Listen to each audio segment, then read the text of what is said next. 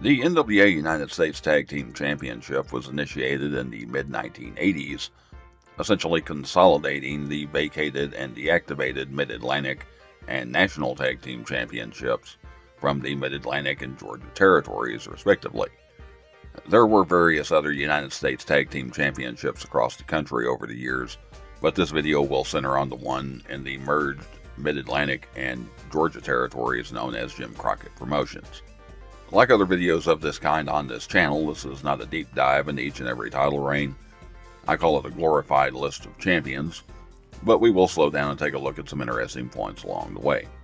The U.S. Tag Championship has a relatively short history, but there were quite a few title changes in that short span of time, so let's get into it.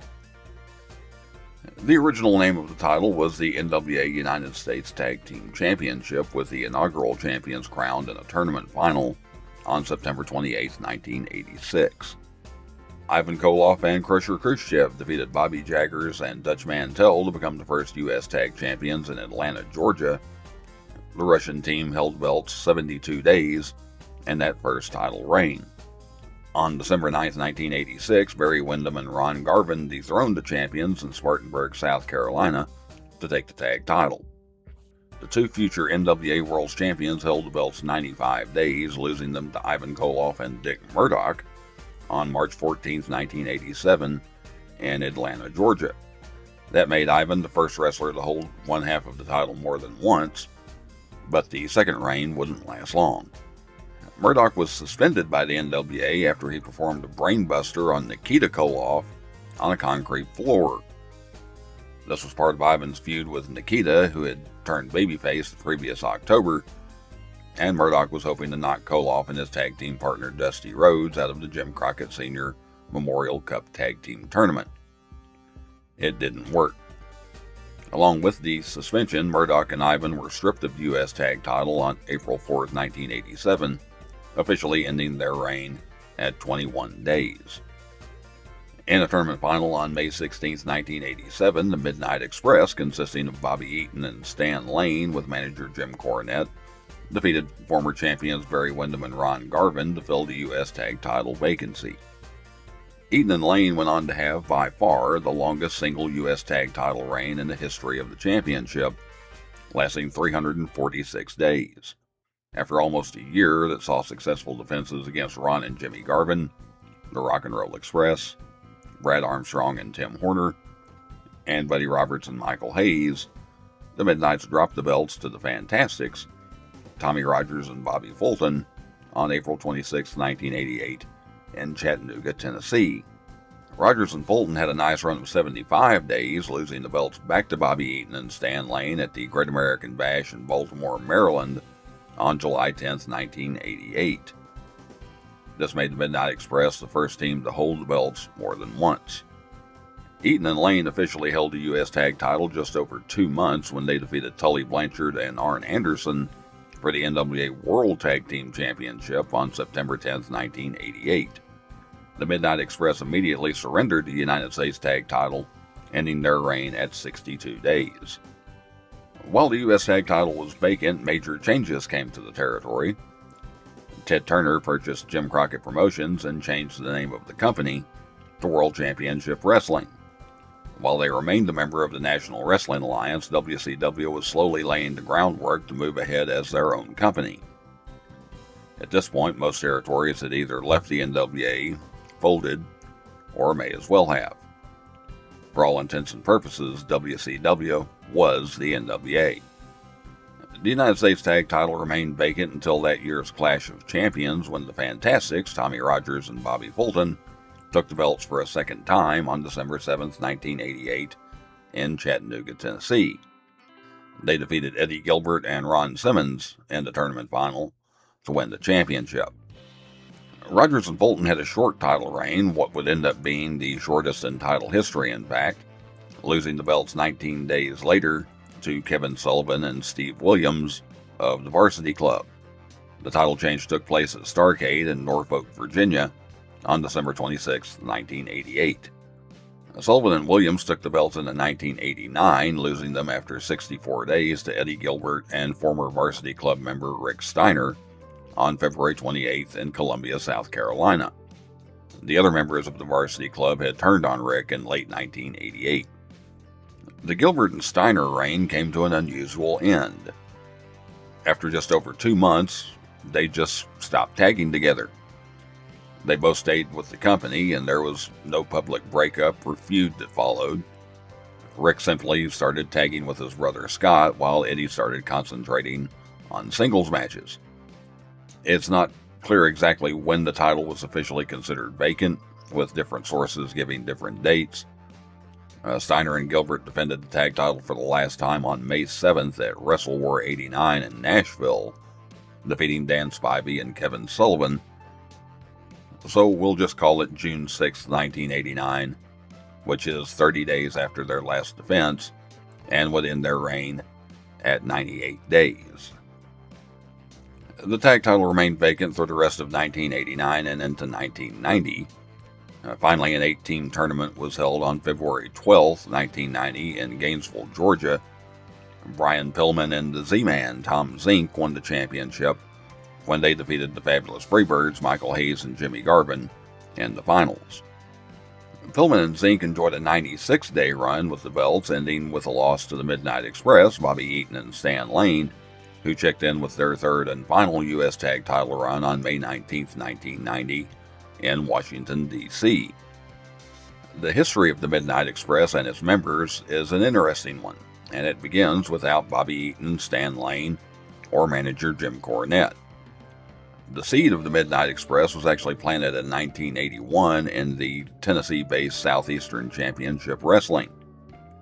Norvell Austin turned heel on Brad Armstrong and joined forces with the established tag team of Dennis Condrey and Randy Rose to form a 3-man unit called the Midnight Express. In early 1982, the 3-man Midnights popped up in the Memphis-based Continental Wrestling Association and won the AWA Southern Tag Team Championship, making use of the newly dubbed Freebird rule to allow any combination of the three to defend the belts. Ironically, their CWA run ended by dropping those belts to Sweet Brown Sugar and Bobby Eaton. The three returned to Southeastern, where they stayed until late 1983 when Condrey, Rose, and Austin went their separate ways. Rose had a brief run in Georgia, while Austin and Condrey did go together for another stint in the CWA. While Austin stayed in Memphis, Condrey moved on to Mid-South to form another version of the Midnight Express, with Bobby Eaton and Jim Cornette as their manager. That version of the Midnights had successful runs in Mid-South and World Class before landing in Mid-Atlantic, just as Jim Crockett was taking over the World Championship Wrestling time slot on TBS and merging the territory with Georgia. The Condrey, Eaton, and Cornette version of the Midnights stayed together until 1987, when Dennis Condrey simply left without a word to the company, or even Bobby Eaton and Jim Cornette. No reason has ever been made public for his sudden departure, but both Eaton and Cornette were later told, and there were no hard feelings between the three. With Condrey gone, Stan Lane stepped in as the other member of the Midnights, which led to the unusual situation of 2 Midnight Express teams at the same time. Condrey popped up in the AWA, tagging with Randy Rose as the original Midnight Express, managed by Paul E. Dangerously. Eventually, the original Midnights made their way to Crockett Promotions and began feuding with Eaton, Lane, and Cornette, making the Cornette-managed team unlikely babyfaces. This feud was somewhat famously botched, as changes behind the scenes led to some questionable decisions by the powers that be, and Dennis Condrey simply left again. With the Midnight Express versus Midnight Express feud out, Eaton, Lane, and Cornette awkwardly made their way through a few months of being babyfaces, before finally heel again in late 1989. There have been a few others with faint links to the Midnight Express that are often recognized as members, and Bart Gunn and Bob Holly were known as the new Midnight Express in the WWF. But for most fans, Bobby Eaton, Stan Lane, and Dennis Condrey with Jim Cornette are the primary members of the tag team. As for Eaton and Lane's final run as U.S. Tag Champions, they kept the belts 97 days before dropping them to Scott and Rick Steiner on August 24, 1990 in East Rutherford, New Jersey. That would be Rick's second time holding one half of the championship, and Scott's first. The Steiner brothers went on to have the second longest title reign in the history of the championship. During that time, the NWA, which was a shell of its former self at that point, dropped recognition of all titles other than the World's Heavyweight Championship.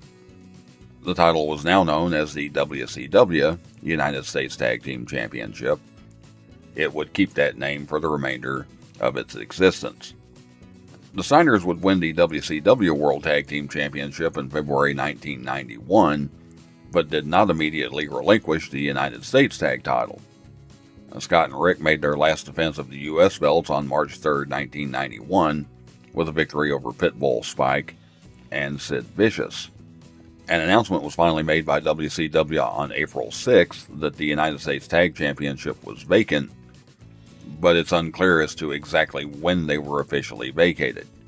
I'm just going with 30 days after their last defense, and say April 3rd, 1991, which ends their reign at 222 days. The vacancy was filled on May 19, 1991, when the Fabulous Freebirds Michael Hayes and Jimmy Garvin beat the Young Pistols, Steve Armstrong and Tracy Smothers, in a Top Contenders match at Super Brawl in St. Petersburg, Florida. Hayes and Garvin had an 85-day run with the belts, losing them to the Patriots, Firebreaker Chip and Todd Champion, on August 12, 1991, in Gainesville, Georgia. The Patriots also had an 85-day title reign, losing the belts to the Young Pistols, Steve Armstrong and Tracy Smothers, on November 5, 1991, also in Gainesville, Georgia. Armstrong and Smothers took the title in 1992 with a 70-day run, dropping the belts to Big Josh and Ron Simmons on January 14th in Columbus, Georgia. Of course, Big Josh is better remembered as Matt Bourne, who went on to be the original Doink the Clown in the WWF.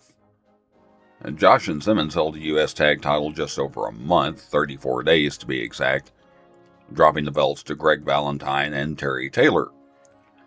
This was on a taped episode of World Championship Wrestling on February 17, 1992, in Rock Hill, South Carolina.